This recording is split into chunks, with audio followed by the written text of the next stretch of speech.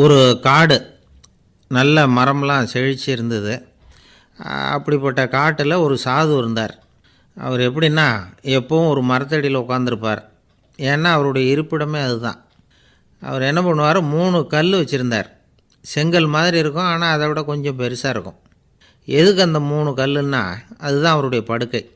அதாவது தூங்குறப்ப ஒரு கல்லை தலைக்கு கீழே வச்சுக்குவார், இன்னொரு கல்லை இடுப்புக்கு கீழே வச்சுக்குவார், இன்னொரு கல்லை காலுக்கு கீழே வச்சுக்குவார்.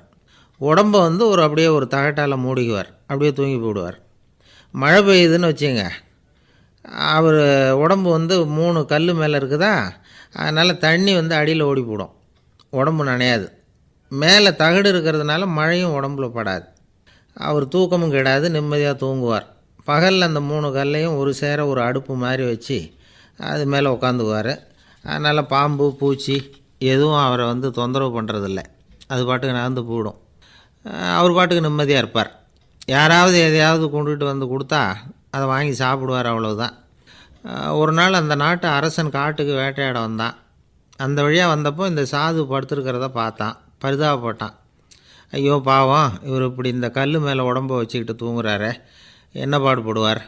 இவரை நாம் அரண்மனைக்கு அழைச்சிட்டு போய் சுகமாக நிம்மதியாக இருக்கிறதுக்கு வழி செஞ்சு கொடுப்போம், அது ரொம்ப நல்லாயிருக்கும் அப்படின்னு நினச்சான். அப்படி நினச்சிக்கிட்டே அரண்மனைக்கு வந்துட்டான். அதுக்கப்புறம் ஒரு பல்லக்கையும் 2 சேவகர்களையும் காட்டுக்கு அனுப்பி அந்த சாதுவை மெதுவாக இங்கே அழைச்சிட்டு வந்துடுங்க அப்படின்னு சொல்லி அனுப்பி வச்சான். இவங்க போய் அவர்கிட்ட விவரத்தை சொன்னாங்க.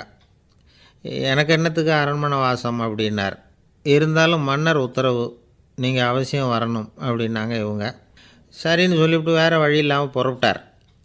புறப்படும் பொழுது என்ன பண்ணார்னா, மறக்காமல் அந்த 3 கல் ஒரு தகடு அதையும் எடுத்து பல்லக்கில் வச்சுக்கிட்டார். என்னத்துக்கு இதையெல்லாம் எடுத்து வைக்கிறாரு அப்படின்னு சொல்லி அவங்க யோசனை பண்ணாங்க. இருந்தாலும் அதை பற்றி ஒன்றும் கேட்கல. பேசாமல் அவரை அழைச்சிட்டு போய் அரண்மனையில் விட்டுட்டாங்க. அரசன் ஓடி வந்தான், வரவேற்றான், அறுசுவை உணவு படைத்தான். அவர் படுக்கிறதுக்கு தங்க கட்டில், பட்டு மெத்தை, இப்படி எல்லாம் ஏற்பாடு பண்ணி வச்சான். இங்கே படுத்து ஓய்வு எடுத்துக்குங்க அப்படின்னு சொல்லிவிட்டு அவன் பாட்டு போயிட்டான். மறுநாள் காலையில் பார்க்குறான், சாது படுத்துருக்கிறார். எப்படி தெரியுமா, அந்த பட்டு மெத்தை மேலே 3 கல்லையும் வச்சு வழக்கம் போலவே அது மேலே படுத்துருக்கிறார். அதுக்கு மேலே தகடு. அரசன் பார்த்துட்டு அதிர்ச்சி ஆகிட்டான். என்ன சுவாமி இப்படி அப்படின்னா, சாது சொன்னார், எனக்கு தேவையும் இல்லை குறையும் இல்லை, எல்லா இடத்துலையும் எனக்கு ஒரே மகிழ்ச்சி தான் அப்படின்னார். மகிழ்ச்சிங்கிறது தங்க கட்டிலேயோ பட்டு மெத்தையிலேயோ இல்லை, அது மனசில் இருக்கிற ஒரு விஷயம். உண்மையான மகிழ்ச்சிக்கு வழி மனப்பக்குவம் அப்படிங்கிறது அந்த அரசனுக்கு புரிஞ்சுதான். இந்த காலத்தில் ஒரு சாமியார், அவரை தேடி ஒரு சீடன் வந்தான். என்னாச்சு தெரியுமா, சுவாமி எனக்கு நிம்மதி வேணும், அதுக்கு என்ன வழின்னு கேட்டான். சாமியார் நிமிர்ந்து பார்த்தார். அப்புறம் சொன்னார், நீ ஏகப்பட்ட பேர்கிட்ட கடன் வாங்கியிருக்கிற, அதையெல்லாம் திருப்பி கொடுத்தா தான் உனக்கு நிம்மதி கிடைக்கும்னார். இவனுக்கு ஆச்சரியம்.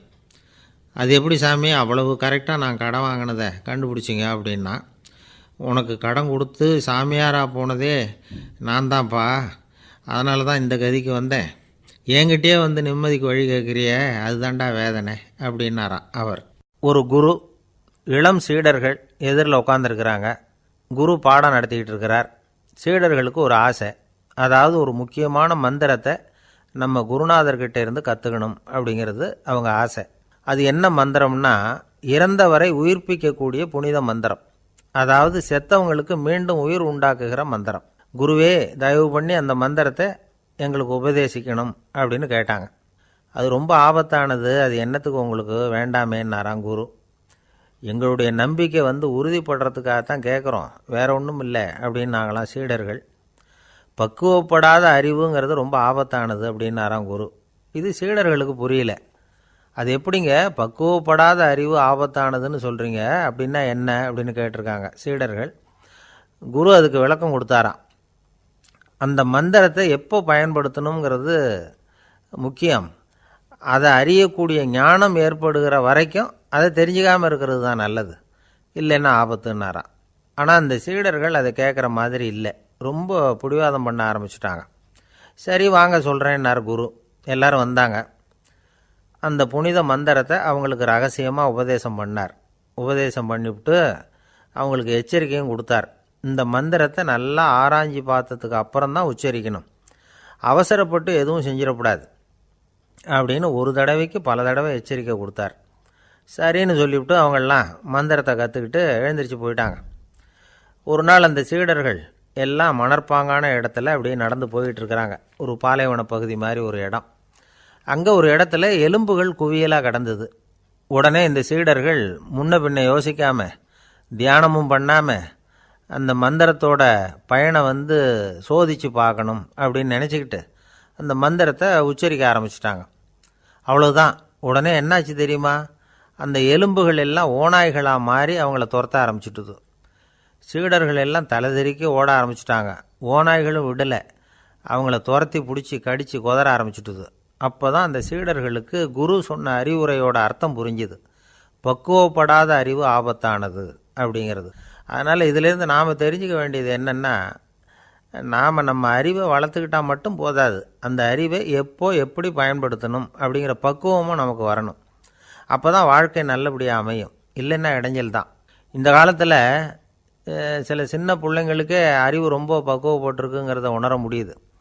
ஒரு சின்ன பையன் பள்ளிக்கூடத்தில் மார்க் லிஸ்ட் கொடுத்தாங்க, வாங்கிக்கிட்டு அவசரமாக வீட்டுக்கு ஓடினான். எதிரில் வந்த ஒருத்தர் கேட்டார், என்ன அவசரம், ஏன் இப்படி வேகமாக ஓடுறேன்னார். எங்கள் அம்மா கிட்ட அடி வாங்கணும், அதுக்காக தான் ஓடுறேன்னா. அடி வாங்கிறதுக்காக இவ்வளவு அவசரம்னார் அவர். அப்படி இல்லைங்க, நான் போகிறதுக்குள்ளே எங்கள் அப்பா வீட்டுக்கு வந்துட்டாருன்னா அவர்கிட்ட அடி வாங்க வேண்டியிருக்கும், அதை அவாய்ட் பண்ணுறதுக்காக இப்படி ஓடுறேன் அப்படின்னு நானான் அந்த பையன். ரொம்ப நாளைக்கு முன்னாடி ஒரு நாள் கோவலன் நாடகம் நடந்தது. எங்கள் மதுரையில் நடந்தது. அதில் ஒரு முக்கியமான கட்டம். கண்ணகி கிட்ட சிலம்பை வாங்கிக்கிட்டு அதை விற்கிறதுக்காக மதுரை நகருக்கு புறப்படுறான் கோவலன். அந்த சமயத்தில் கண்ணகி பாடுற மாதிரி ஒரு நாடக பாடல் நாடக ஆசிரியர் எழுதினது. அது என்ன பாட்டுன்னா, மா பாவியோர் கூடி வாழும் மதுரைக்கு மன்னா போகாதீர் என்று அப்படின்னு ஆரம்பிக்கும் அந்த பாட்டு. இதுதான் அந்த பாட்டு. இதை கண்ணகி மேடையில் பாடின உடனே கூட்டத்தில் சலசலப்பு. நம்ம ஊர்லேயே நமக்கு முன்னாடியே நின்றுக்கிட்டு மா பாவியோர் கூடி வாழும் மதுரை அப்படின்னு சொல்கிறாங்களே, என்ன தைரியம் அப்படின்னு எல்லாம் குழப்பம் பண்ண ஆரம்பிச்சிட்டாங்க. மக்கள் சத்தம் போட ஆரம்பிச்சிட்டாங்க. எதிர்ப்பு குரல் அது பாட்டுக்கு வர வர அதிகமாக போட்டுது. கொண்டுக்கிட்டு வா அந்த நாடக ஆசிரியரை, எழுதுனது யார் அப்படின்னு ஒரே சத்தம், கூச்சல். வேறு வழி இல்லை. மெதுவாக மேடைக்கு வந்தார் அந்த நாடக ஆசிரியர். 4 பக்கத்திலிருந்தும் கேள்வி கணைகள். மக்களை பார்த்து கொஞ்சம் அமைதியாக இருங்கோ அப்படின்னு சொல்லிவிட்டு தன்னுடைய விளக்கத்தை சொல்ல ஆரம்பித்தார் அந்த நாடக ஆசிரியர். மா அப்படின்னு சொன்னால் திருமகளாகிய லட்சுமி அப்படின்னு அர்த்தம். பா அப்படின்னா கலைமகளாகிய சரஸ்வதி. வி அப்படின்னா மலைமகளாகிய பார்வதி. மா பாவியோர் அப்படின்னா திருமகளும் கலைமகளும் மலைமகளும், இவங்க மூவரும் அப்படின்னு அர்த்தம். இந்த 3 பேரும் வாழ்கின்ற மதுரை புனிதம் நிறைந்தது, சகல செல்வங்களும் நிறைஞ்சது. அப்படிப்பட்ட ஊரில் நான் அணிந்து கொள்ளும் இந்த சாதாரண சிலம்பை யார் வாங்கிக்குவாங்க அப்படிங்கிற எண்ணத்தோடு தான் கண்ணகி அப்படி சொல்கிறா. அதை நினச்சி தான் நான் எழுதினேன். ஆகவே மதுரையை ரொம்ப சிரமப்படுத்தணும், ரொம்ப மோசமாக எழுதணும் அப்படிங்கிற எண்ணம்லாம் எனக்கு கிடையாது. பெருமைப்படுத்தணும்னு நினச்சி தான் அப்படி எழுதினேன் அப்படின்னு விளக்கம் கொடுத்தாராம். இந்த விளக்கத்தை கேட்டதும் எல்லாரும் ரொம்ப சமாதானம் ஆகிட்டாங்களாம். இப்படி விளக்கம் கொடுத்த அந்த நாடக ஆசிரியர் யார் தெரியுமா? அவர் தான் தமிழ் நாடக உலகின் முதல் ஆசான் சங்கரதாஸ் சுவாமிகள். அவருக்கு நகைச்சுவை உணர்வும் அதிகம். 1920ஆம் ஆண்டு திருநெல்வேலியில் அவர் தங்கியிருக்கிறார் நாடகம் நடத்துறதுக்காக. அவர் தங்கியிருந்த வீட்டில் கொசு மூட்டைப்பூச்சி அதிகமாக இருந்திருக்கு. அவரால் தூங்கவே முடியல. அவர் அனுபவித்த தொல்லைகள் ஒரு பாட்டாக உருவாச்சு. வேடிக்கையாக ஒரு பாட்டு எழுதினாராம். மூட்டையும் கொசுவும் ஒரு வீட்டிலே மீட்டிங் போட்டால் முன்னே நிற்க யாரால் முடியும்? கொசு மோகன ராகம் போல சத்தம் போட்டு முன்னே நின்று செய்திடும் யுத்தம். இதை மறுநாள் நாடகத்தில் கோமாளி வேஷம் போட்ட ஒரு சிறுவனை விட்டு பாட வச்சுருக்கார். எல்லாரும் சிரித்து ரசித்தாங்களாம். சங்கரதாஸ் சுவாமிகள் கல்யாணமே பண்ணிக்கல, துறவி மாதிரியே வாழ்ந்திருக்கார். தமிழ் நாடக கலைக்கு தன்னையே அர்ப்பணம் பண்ணிக்கிட்டவர் அவர். 1922 நவம்பர் மாதத்தில் ஒரு நாள் புதுச்சேரியில் அவர் வாழ்க்கை முடிஞ்சுது. அப்போ அவருக்கு வயசு 55. சங்கரதாஸ் சுவாமிகள் நாடக ஆசிரியர் மட்டும் இல்லை, மேடை நாடக இயக்குனர், தயாரிப்பாளர், அவரே ஒரு சிறந்த நடிகர். ஒரு தடவை சாவித்திரி நாடகத்தில் இவர் யமதர்மனாக வேஷம் போட்டு நடிச்சிருக்கிறார். நாடகம் பார்த்துக்கிட்டு இருந்த கருவுற்ற ஒரு பெண்மணிக்கு பயத்தினால அங்கேயே குழந்தை பிறந்துட்டு தான். அந்த நிகழ்ச்சிக்கு அப்புறம் இவர் இந்த வேஷம் போடுறப்போலாம் ஜனங்களுக்கு முன்கூட்டியே எச்சரிக்கை கொடுக்க ஆரம்பிச்சிருவாராம். அதாவது அப்படி யாராவது பயப்படுறவங்க இருந்தால் கொஞ்சம் கண்ணை மூடிங்க அல்லது எழுந்திரிச்சு போடுங்கன்னு. நடிப்புன்னா அப்படில இருக்கணும். இந்த காலத்தில் நடிகர் ஒருத்தர் சொன்னார், சார் நான் இந்த நாடகத்தில் நடிக்கிறப்போ முகத்தில் நவரசங்களையும் காட்டி நடித்தேன், உணர்ச்சிகளையெல்லாம் நல்லா காட்டி நடித்தேன். அப்படி இருந்தும் ஜனங்கள் வந்து கல் எடுத்து மேடையில் வீசிவிட்டாங்க சார் அப்படின்னார். நாடகத்தில் உங்களுக்கு என்ன வேஷம் அப்படின்னு கேட்டாங்க. அது செத்து கிடக்கிற பணமாக நடித்தேன் சார் அப்படின்னார். என்னுடைய நண்பர் ஒருத்தர், அவருக்கு ஜாதகத்தில் நம்பிக்கை உண்டு. அவரே ஜோசியமெல்லாம் பார்ப்பார். என்ன சார் இந்த காலத்தில் இதையெல்லாம் நம்பிக்கிட்டு இருக்கீங்களேன்னு கேட்டால், உங்களுக்கு ஒன்றும் தெரியாது சார், இந்த உலகத்தில் ஒவ்வொருத்தரும் அவங்கவுங்க செய்கிற நல்லது கெட்டதுக்கு தகுந்த பலனை அனுபவிச்சே தீரணும்பார். அது மட்டும் இல்லை, ஒருத்தன் செத்துட்டா கூட அவன் செஞ்ச பாவ புண்ணியங்கள் கூடவே போயிட்டுருக்கோம்பார். அது எப்படி கூட போகும் அப்படின்னு குதர்க்கமாக கேட்டால், அதுக்கு அவர் ஒரு கதை சொன்னார். அது ரொம்ப சுவாரஸ்யமாக இருந்தது. ஒரு ஊரில் ஒருத்தர் இருந்தாராம். அவர் ஜோசியம் பார்க்குறதுல ரொம்ப கெட்டிக்காரரு. ஒருத்தருடைய தலைமுடியை மட்டும் அவர்கிட்ட காட்டினா போதும், அதை மட்டும் பார்த்துட்டு அவருடைய ஜாதகத்தையே சொல்லிவிடுவாராம். அப்பேற்பட்ட திறமை. அந்த ஆள் ஒரு சமயம் கன்னியாகுமரி கடற்கரைக்கு போயிருந்திருக்கிறார். அங்கே கரை ஓரமாக ஒரு மண்டை ஓடு கிடந்திருக்கு. அதை எடுத்து பார்த்துருக்கிறார். அந்த மண்டை ஓட்டை வச்சுக்கிட்டே அதோட ஜாதகத்தை அலசியிருக்கிறார். இந்த மண்டை ஓட்டுக்கு உரிய ஆசாமி வாழ்க்கையில் ரொம்ப கஷ்டப்பட்டுருக்கிறான், நிறைய கஷ்டத்தை அனுபவிச்சிருக்கிறான், அது தாங்க முடியாமல் தான் கடலில் விழுந்து தற்கொலை பண்ணிகிட்டு இருக்கான் அப்படிங்கிறத அவர் கணிச்சுட்டார். இருந்தாலும் இந்த மண்டை ஓடு இன்னமும் அனுபவிக்க வேண்டியது பாக்கி இருக்குது அப்படிங்கிறதையும் அவர் உணர்றார். அது சரி, ஒருத்தன் வந்து உயிரோடு இருக்கிற வரைக்கும் தானே நல்லது கெட்டதை அனுபவிக்க முடியும். செத்ததுக்கு அப்புறமும் பாக்கி இருக்குன்னா அதை எப்படி அனுபவிக்கிறது? இந்த மண்டை ஓட்டுக்கு இன்னும் கொஞ்சம் பாக்கி இருக்குது அப்படிங்கிறது அவருக்கு புரிஞ்சதே தவிர அதோட அர்த்தம் என்னங்கிறது அவருக்கு சரியாக விளங்கலை. சரி, இதை இன்னும் கொஞ்சம் விவரமாக ஆராய்ச்சி பண்ணி பார்ப்போம் அப்படின்னு நினச்சிக்கிட்டு அதை தன்னுடைய வீட்டுக்கு எடுத்துகிட்டு போயிட்டார். அந்த மண்டை ஓட்டை ஒரு பொட்டியில் வச்சு பூட்டினார். தன்னுடைய தனி அறையில் அதை பத்திரமா வச்சுக்கிட்டார். தினமும் ராத்திரி ஆனதும் தன்னுடைய மனைவியை பார்த்து, நீ போய் பூஜை அறையில் தனியாக படுத்துக்கோ அப்படின்னு சொல்லிவிட்டு, இவர் தினம் ராத்திரி 12 மணிக்கு பொட்டியை திறந்து அதை பார்ப்பார். மண்டை ஓடு அப்படியே இருந்ததே தவிர இன்னும் கொஞ்சம் பாக்கி இருக்குங்கிறதுக்கு அர்த்தம் அவருக்கு விளங்கலை. அந்த மண்டை ஓட்டுக்கு இன்னும் என்ன பாக்கி இருக்க போகுது? இப்படியே ஒரு 10 நாள் போச்சு. அந்த வீட்டம்மாவுக்கு சந்தேகம் வந்துட்டுது. நம்ம வீட்டுக்காரர் நம்மளை தனியாக ஏன் தூங்க சொல்கிறார் அப்படிங்கிற சந்தேகம். உடனே பக்கத்து வீட்டு அம்மாக்கிட்ட விஷயத்தை சொல்லியிருக்கிறாங்க. அந்த அம்மா உடனே, நீ கவலைப்படாத, நான் கண்டுபிடிச்சி சொல்கிறேன்னு சொல்லிவிட்டாங்களாம். அன்றைக்கி ராத்திரியே ஜன்னல் வழியாக எட்டி பார்த்துருக்குறாங்க. இந்த ஆள் மண்டை ஓட்டை கையில் வச்சுக்கிட்டு அதை திருப்பி திருப்பி அப்படியும் இப்படியும் பார்த்துக்கிட்டு இருந்தது தெரிஞ்சுட்டுது. மறுநாள் காலையில் அவரோட மனைவியை பார்த்தாங்க. ஏம்மா, உன் வீட்டுக்காரருக்கு நீ முதல் மனைவியா 2வது மனைவியா அப்படின்னு கேட்டாங்க. எனக்கு தெரிஞ்ச வரைக்கும் நான் ஒருத்தி தான் அவருடைய மனைவின்னாங்க. அப்படி இல்லை, நீ அவருக்கு 2வது மனைவி. முதல் மனைவியின் மண்டை ஓடு தான் அவர் கையில் இருக்குப்போ, அதை தான் அவர் தினமும் ராத்திரியில் எடுத்து பார்த்துக்கிட்டு இருக்கிறாரு அப்படின்னு விட்டாங்க அந்த அடுத்த வீட்டம்மா. அப்படியா விஷயம்னு சொல்லிவிட்டு கணவன் வீட்டில் இல்லாத நேரமாக பார்த்து அந்த மண்டை ஓட்டை எடுத்து கொண்டாந்து ஒரு உரலில் போட்டு உலக்கையால் குத்தி நொறுக்க ஆரம்பிச்சுட்டுது அந்த அம்மா. வெளியே போயிருந்த அந்த ஆள் அப்போ தான் உள்ளே நுழைஞ்சார். மண்டை ஓடு உலக்கைக்கிட்ட குத்து வாங்கிட்டு இருக்கு. அது அனுபவிக்க வேண்டியது இன்னும் கொஞ்சம் பாக்கி இருக்குது அப்படிங்கிறதுக்கான அர்த்தம் எனக்கு இப்போ தான் புரிஞ்சுதுன்னாராம் அவர். இந்த கதையிலேருந்து நாம் இன்னொரு நீதியையும் புரிஞ்சுக்கணும். அதாவது நம்ம வீட்டை பற்றி நமக்கு தெரியாததெல்லாம் அடுத்த வீட்டுக்காரங்களுக்கு நல்லா தெரியும். ஒருத்தர் ரொம்ப கவலையோடு உட்காந்துருந்தார். எதை பற்றி சார் கவலைப்படுறீங்கன்னு கேட்டோம். எதிர்காலத்தை பற்றி கவலைப்படுறேன்னார். ஏன்னு கேட்டோம். என்ன பண்ணுறதுன்னே தெரியல சார், எதிர்காலம் ஒரே இருட்டாக இருக்குது, பாதையே புரியலன்னார். இன்றைக்கி நம்ம இளைஞர்கள் பல பேருக்கு எதிர்காலம் இருட்டாக தான் தெரியுது. அவங்கெல்லாம் இந்த கதையை கொஞ்சம் கேட்கணும். ஒரு மலை அடிவாரத்தில் ஒரு சின்ன கிராமம். அந்த மலை ரொம்ப உயரமானது. அடர்த்தியாக செடி கொடிகள் மரங்கள் அதில் மண்டி கிடக்குது. பகல் வேளையில் இருட்டாக தான் இருக்கும், அவ்வளோ அடர்த்தி. அந்த மலை உச்சியில் ஒரு கோவில். நாள் ராத்திரியே புறப்பட்டால் தான் காலையில் அந்த கோயிலுக்கு போய் சேர முடியும். கிராமத்து இளைஞன் ஒருத்தன் அந்த மலை உச்சிக்கு போக வேண்டியிருந்தது.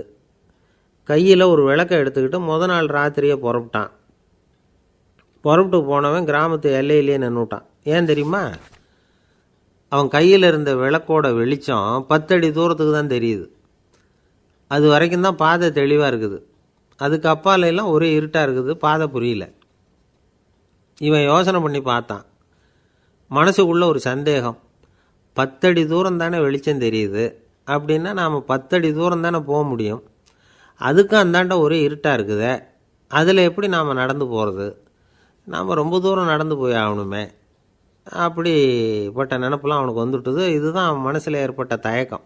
இப்படி யோசிச்சுக்கிட்டே அந்த இளம் ஆசாமி புறப்பட்ட இடத்துலையே நின்றுக்கிட்டு இருக்கிறான். அந்த சமயத்தில் ஒரு வயசான பெரியவர் அந்த பக்கமாக வந்தார். அவர் கையில் இதை விட சின்னதாக ஒரு விளக்கு வச்சுருந்தார். அது எப்படின்னா அது ஒரு 5 அடி தூரத்துக்கு தான் வெளிச்சம் காட்டுது. அவ்வளவு சின்ன விளக்கு. அவரும் மலை உச்சிக்கு போகிறதுக்காக தான் வந்துக்கிட்டு இருக்கிறார்.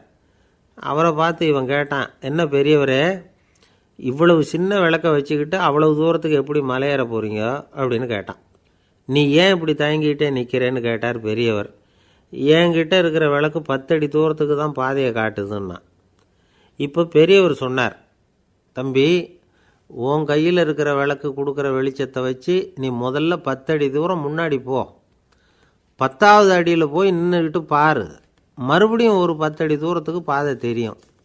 இப்படி உன் கையில் இருக்கிற விளக்கு தொடர்ந்து வெளிச்சம் காட்டிக்கிட்டே இருக்கும். நீ முன்னேற முன்னேற அந்த வெளிச்சமும் முன்னேறும்.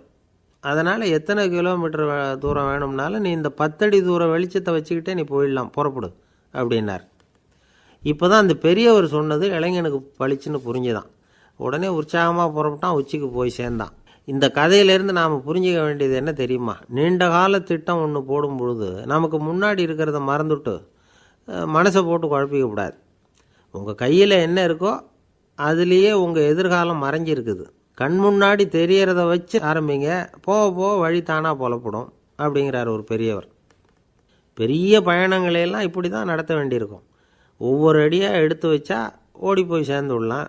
மலைச்சி போய் நின்றுட்டா நின்றுக்கிட்டே இருக்க வேண்டியது தான். நம்ம ஆள்லாம் ரொம்ப மோசமாக இருக்கிறாங்க. ஒருத்தன் அப்படி தான் நீண்ட தூர பிரயாணம் ஒன்று புறப்பட்டான். ரயில் போய்கிட்டே இருந்தது. கொஞ்சம் தூரம் போச்சு, பாதி வழியில் கையில் வச்சுருந்த டிக்கெட்டை காற்றுல விட்டுட்டான். ஐயோ, என் டிக்கெட்டு போயிட்டுதே அப்படின்னு கத்த ஆரம்பிச்சிட்டான். பக்கத்தில் இருந்த பெரியவர் அவனை பார்த்து பரிதாபப்பட்டு, கவலைப்படாத தம்பி, போனால் போகுது, வேறு டிக்கெட் வாங்கிக்கலாம் அப்படின்னு ஆறுதல் சொன்னார். அதுக்கு அவன் சொல்கிறான், சார், நான் அதுக்காக அழலை, அந்த டிக்கெட்டு கிடைச்சா தானே நான் எந்த ஊருக்கு போகணுங்கிறது எனக்கு தெரியும் அப்படிங்கிறான். ஒரு ஊரில் ஒரு ஆள் இருந்தான். அவனுக்கு ஒரே ஒரு மகள். அவளை நல்ல இடத்துல கட்டி கொடுக்கணும்னு ஆசைப்பட்டான். அதுக்காக மாப்பிள்ளை தேடிக்கிட்டு இருந்தான். அவன் கொஞ்சம் வசதியான ஆள், அதனால் நிறைய பேர் வந்தாங்க. இருந்தாலும் ஒரு நல்ல குணமுள்ள மாப்பிள்ளையாக இருக்கணும் அவன் எதிர்பார்த்தான். அப்படி இருக்கணும்னு தொடர்ந்து முயற்சி பண்ணான். கடைசியாக ஒரு 3 பேர் கிடைச்சாங்க. அந்த 3 பேரில் யாரை தேர்ந்தெடுக்கிறது? இதுதான் அவனுக்கு வந்த குழப்பம். இந்த நிலைமையில் ஒரு பெரியவரை தேடி போனான். அவர்கிட்ட தன்னுடைய பிரச்சனையை சொன்னான். அவர் கொஞ்சம் யோசனை பண்ணார். அதுக்கப்புறம் 3 பேரையும் கூப்பிட்டார். இதை பாருங்கப்பா, உங்கள் 3 பேருக்கும் 3 மாத கால அவகாசம் தர்றேன்.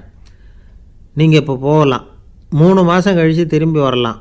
அப்படி வரும்பொழுது இந்த 3 மாத காலத்தில் நீங்கள் செஞ்ச நல்ல காரியம் ஏதாவது ஒன்று சொல்லணும். அதை வச்சு உங்களில் ஒருத்தரை நாங்கள் தேர்ந்தெடுத்துக்கிறோம் அப்படின்னு சொன்னாராம். 3 பேரும் சரின்னு சொல்லிவிட்டு திரும்பி போயிட்டாங்க. 3 மாதம் ஆச்சு. அதுக்கப்புறம் ஒரு நாள் திரும்பி வந்தாங்க. அவர் அவங்கள கூப்பிட்டு உட்கார வச்சார். அப்புறம் கேட்டார், இப்போ சொல்லுங்கள், இந்த 3 மாத காலத்தில் நீங்கள் செஞ்சுருக்கிற ஏதாவது ஒரு நல்ல காரியத்தை சொல்லுங்கள் அப்படின்னார். முதல்ல ஒருத்தன் எழுந்திரிச்சு நின்னான். ஐயா, எங்கள் அப்பா இறந்த பிறகு அவரோட கணக்கு வழக்குகளை எடுத்து பார்த்துக்கிட்டு இருந்தேன். அவர் ஒரு வியாபாரிகிட்ட 10,000 ரூபா கடன் வாங்கியிருக்கிறதாக எழுதியிருந்தார். அந்த வியாபாரியும் இப்போ உயிரோடு இல்லை. இருந்தாலும் அந்த வியாபாரியோட மகனை தேடி கண்டுபிடிச்சேன். கணக்கு புத்தகத்தை காட்டினேன். உங்கள் அப்பா கிட்ட 10,000 ரூபா கடன் வாங்கியிருக்கிறதாக இதை எழுதியிருக்கிறார். அதனால் அதை திருப்பி கொடுக்கறதுக்காக வந்திருக்கிறேன். இந்தாங்க அந்த பணம் அப்படின்னு சொல்லி கொடுத்துட்டு வந்துட்டேன் அப்படின்னு நானும். இதை பெரியவர் கவனமாக கேட்டுக்கிட்டார்.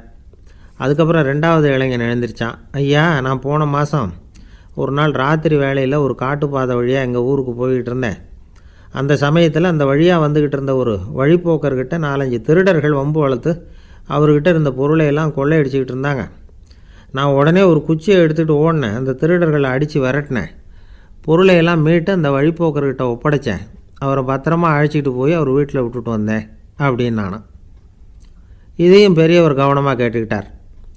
அடுத்தபடியாக 3வது இளைஞன் எழுந்திரிச்சான். ஐயா, போன மாதம் ஒரு நாள் நான் ஒரு மலைப்பாதை வழியாக போய்கிட்டு இருந்தேன். மலைப்பாதை விளிம்பில் ஒரு மதகு கட்டை, அது மேலே ஒரு ஆள் படுத்து தூங்கிட்டு இருந்தான். அந்த பக்கம் தவறி உருண்டு விழுந்திருந்தான்னா அதில் பாதாளம். மலையடி வாரத்தில் போய் தான் விழணும், அவ்வளவு பள்ளம். அது தெரியாமல் அவன் பாட்டுக்கு தூங்கிட்டு இருந்தான். நான் உடனே அவன்கிட்ட ஓடி போய் குனிஞ்சு அவன் முகத்தை பார்த்தேன். அப்போ தான் புரிஞ்சுது, அவன் ஏற்கனவே எனக்கு தெரியும். அவனை எனக்கு நிறைய கெடுதல் பண்ணியிருக்கிறான், இடைஞ்சல் கொடுத்தவன். இருந்தாலும் ஐயோ பாவம்னு நினச்சி அவனை எழுப்பி பாதுகாப்பாக வேறு ஒரு இடத்துல படுக்க வச்சுட்டு வந்தேன் அப்படின்னு நானும். பெரியவர் இதையும் கேட்டுக்கிட்டார். அதுக்கப்புறம் அவங்க 3 பேரையும் பார்த்து, நீங்கள் போகலாம், நாங்கள் யோசித்து முடிவு பண்ணி உங்களுக்கு சொல்லி அனுப்புகிறோம் அப்படின்னாராம். அந்த இளைஞர்கள் புறப்பட்டு போயிட்டாங்க. அதுக்கப்புறம் அந்த பெண்ணோட அப்பாவை பார்த்து சொன்னார், இந்த 3 பேருமே நல்ல பிள்ளைங்க தான், அதில் ஒன்றும் சந்தேகம் இல்லை. இருந்தாலும் இந்த 3 பேர் செஞ்ச செயல்களையும் ஒப்பிட்டு பார்க்க வேண்டியிருக்கு. முதல் இளைஞன் நேர்மைக்கு எடுத்துக்காட்டாக விளங்குறான். இந்த காலத்தில் இது மாதிரி இளைஞர்களை பார்க்குறது ரொம்ப கஷ்டம்தான். இருந்தாலும் அவன் கடமையை தான் செஞ்சான். 2வது இளைஞன் நல்ல வீரன், தைரியசாலி. ஒரு வீரன் எதை செய்யணுமோ அதைத்தான் இவன் செஞ்சான். இவன் ஒரு லட்சிய மனிதன். 3வது இளைஞன் தன்னுடைய பகைவனுக்கே உதவி செஞ்சுருக்கான். அவன் உயிரை காப்பாற்றியிருக்கிறான்.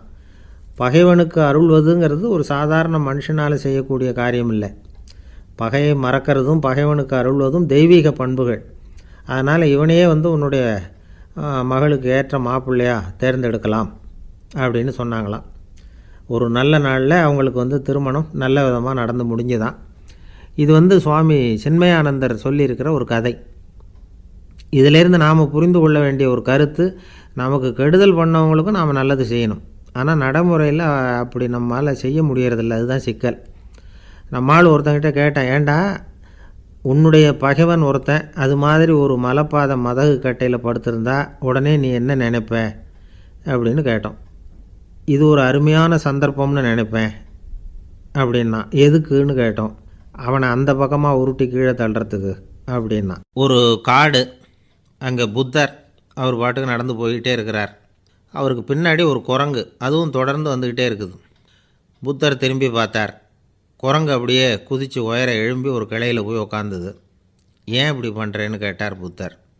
என்னை சாதாரணமாக நினைக்க வேணாம், நான் மகாமந்தி, என்னால் எல்லாம் முடியும், முடியாதுங்கிற வார்த்தையே என்னுடைய அகராதியில் கிடையாது, என்ன வேணும்னாலும் செய்வேன் அப்படின்னுது. அப்படின்னா ஒரு பந்தயம் வச்சுக்கலாமான்னார் இவர். ஓ வச்சுக்கலாமேன்னுது. வேறு ஒன்றும் இல்லை, இப்போ நீ மேலே எழும்பி அந்த கிளையில் உட்காந்தது மாதிரி அங்கேருந்து தாவி என் உள்ளங்கையில் உட்காரணும், அவ்வளவுதான் அப்படின்னார். அப்படி உட்காந்துட்டா என்ன பரிசு அப்படின்னு கேட்டது அது. சொர்க்கத்தில் இருக்கிற மாமன்னன் மரகத சக்கரவர்த்தியை என்னோட இருக்கும்படியாக கூப்பிட்டுக்கிறேன். அந்த சமயத்தில் அவருடைய அரியணை அங்கே காலியாகிடும், நீ அதில் போய் உட்காந்துக்கலாம். பந்தயத்தில் தோத்துட்டா ஒரு கல்ப காலம் இந்த பூமியில் வாழ வேண்டியிருக்கும், அதுக்கு பிறகு தான் என்கிட்ட வர முடியும், என்ன சொல்கிற அப்படின்னார். குரங்குக்கு தாவறது ஒரு பெரிய காரியமா? இது எனக்கு ரொம்ப சாதாரண விஷயம், என்ன இப்போவே தாவட்டுமா அப்படின்னுது. சரின்னு சொல்லி உள்ளங்கையை நீட்டினார். அவருடைய கை தாமரை இலை அளவுக்கு அப்படியே விரிஞ்சுது. குரங்கு சௌகரியமாக உட்கார்றதுக்காக. குரங்கு தாவறதுக்கு தயாராச்சு. அதுக்கு முன்னாடி ஒரு சின்ன யோசனை அதுக்கு. இந்த கிளையிலேருந்து அந்த கைக்கு தாவறது எனக்கு ரொம்ப அற்பமான ஒரு வேலை, இது ரொம்ப சாதாரணம், என்னுடைய கௌரவத்துக்கு இது சரியாக இருக்காது. அதனால் நான் என்ன பண்ண போகிறேன்னா, இங்கேருந்து கிளையிலேருந்து அப்படியே உயர எழும்ப போகிறேன். எழும்பி மேல் உலகம் போய் அங்கே ஒரு சுற்றிவிட்டு அதுக்கப்புறம் அங்கேருந்து நேராக இந்த கையில் உட்கார போகிறேன் அப்படின்னு நினச்சிது. என்ன யோசிக்கிற அப்படின்னார் புத்தர். ஒன்றும் இல்லை, இந்த பாயிரம் பார் அப்படின்னு சொல்லி தாவி உயர போயிட்டுது. கொஞ்ச நேரத்தில் வான உலகத்துக்கே போய் சேர்ந்துட்டுது. அங்கே போய் பார்த்தா அங்கே ஒரு 5 பளிங்கு தூண்கள் இளம் சிவப்பு நிறத்தில் நின்றுக்கிட்டு இருக்குது. குரங்கு நினச்சிக்கிட்டது, புத்தர்கிட்ட போய் இந்த பளிங்கு தூண்களை பார்த்தோம்னு சொன்னால் அப்படியே திகைச்சு போயிடுவார், இந்த தூணில் ஏதாவது அடையாளம் செஞ்சுட்டு போகணும் அப்படின்னு அந்த இடத்துல மிதந்துக்கிட்டே நினச்சிது.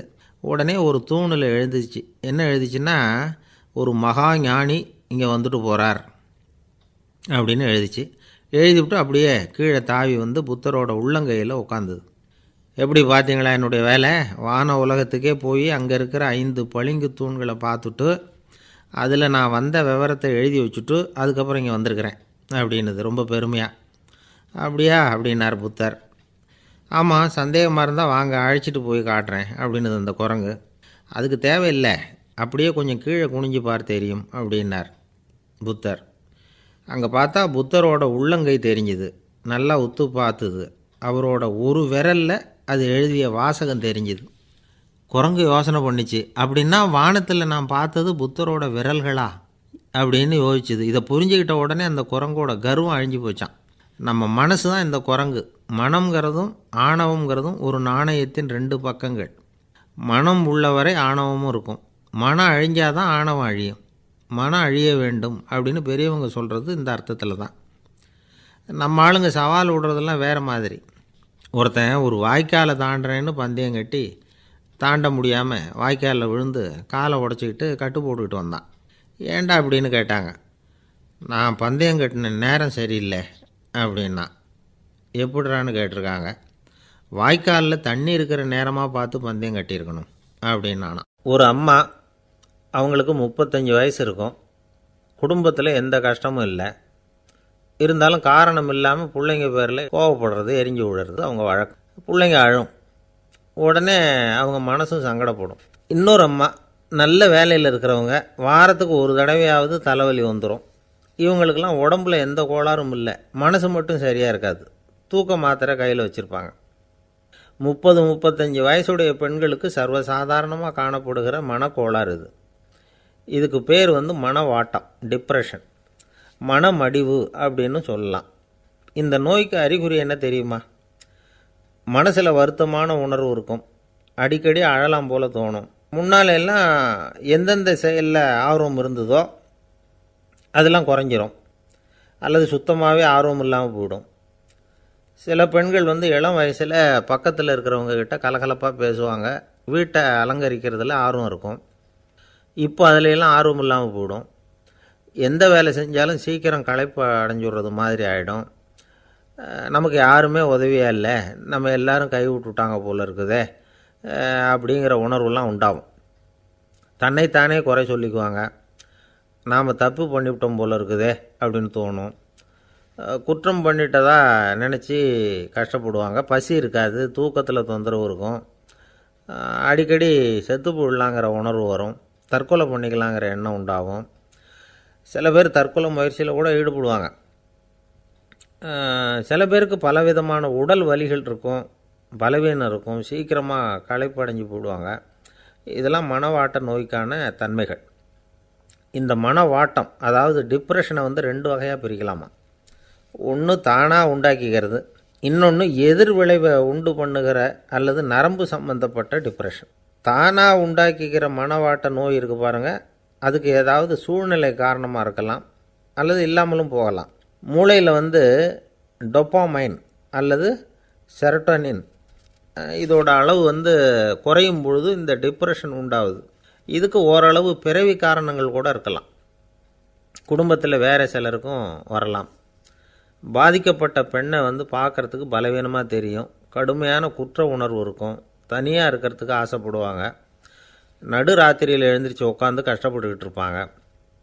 கொடூரமான முறையில் தற்கொலை பண்ணிக்க முயற்சி பண்ணுவாங்க. தீ வச்சுக்கிறது, அமிலத்தை குடிக்கிறது, தூக்கில் தூங்குறது. இப்படி தானாக வரவழைச்சிக்கிற மனவாட்ட நோய் மறையக்கூடிய நோய். ஒரு தடவை வந்தால் 3லேருந்து 6 மாதம் வரைக்கும் நீடிக்கும். இடைப்பட்ட காலங்களில் நோயாளி இயல்பாக இருப்பார்.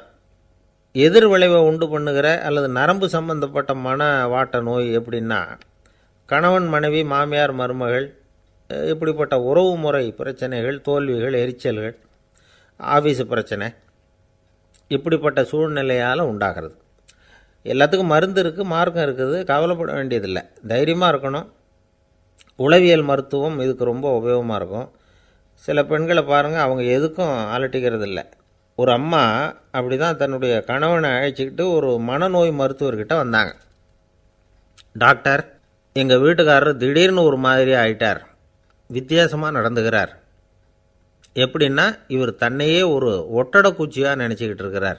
அப்படி நினச்சிக்கிட்டு தன்னுடைய தலையாலேயே வீட்டில் உள்ள ஒட்டடையெல்லாம் தொடச்சிக்கிட்டு இருக்கிறார் அப்படின்னாங்க. எவ்வளவு நாளாக இப்படி இருக்குதுன்னு கேட்டார் டாக்டர்.